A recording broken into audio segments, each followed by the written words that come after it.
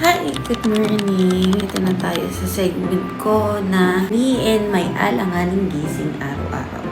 Literal alanganing gising to. Anong oras na ngayon? 3:12 a.m.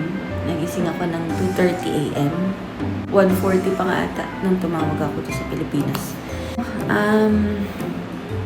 Loading ako, no? Ba't ako alanganing nagising? Kasi kahapon, nag-adjust din kasi ako sa sleeping pattern ko ngayon from night, mag-day na ako mamaya. So, ang gagawin natin ngayon ay mamamalan siya. Natutulog pa ang kapitbahay ko, huwag tayong maingay. Ako, ang gawain ko kasi lagi, pagka nagre-reflect yung salamin ko, hindi ko na tinanggal kasi medyo bulag ako pagka walang salamin. Mamamalan siya ako. Kung mamalan siya ako tuwing papasok lang. Mabilis kasing mangawit ang kamay ko kapag namamalan siya. Kaya, anyways, malapit na kasi sa sahuran, no? Tuwing kailan ang sahod niyo? Comment down below. But, hindi ko i-share sa inyo yung mga trusted online transaction o online banks na nagamit ko na pag nagtatransfer ako ng padala sa Pilipinas. Wait lang. Okay. Medyo syempre bago ako magsalita magkwento sa inyo ngayon. And konting research man ako ng konti. Pero sasabihin ko sa inyo yung top 3 na ginagamit ko o nagamit ko na ng mga online transfers dito sa Riyadh.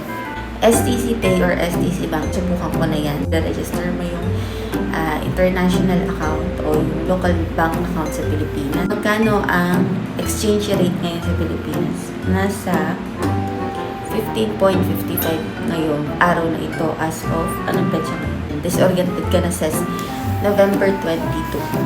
Ayan, 15.55. Isang nagustuhan kong bangko ay yung Telemoney.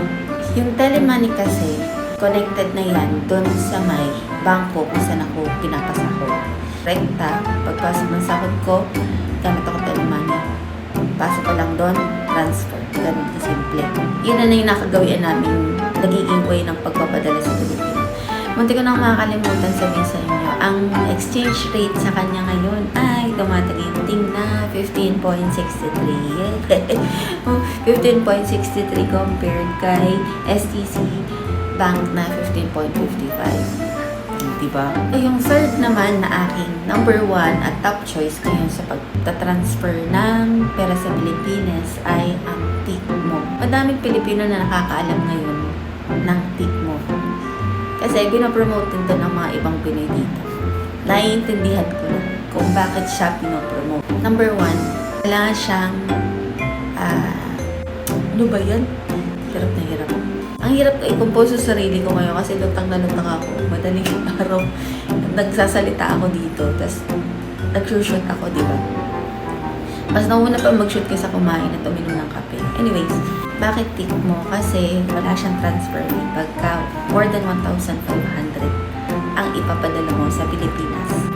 Number 2, meron siyang mga cashbacks kapag nagpapadala ka monthly. Yung first month ko, 5 SR.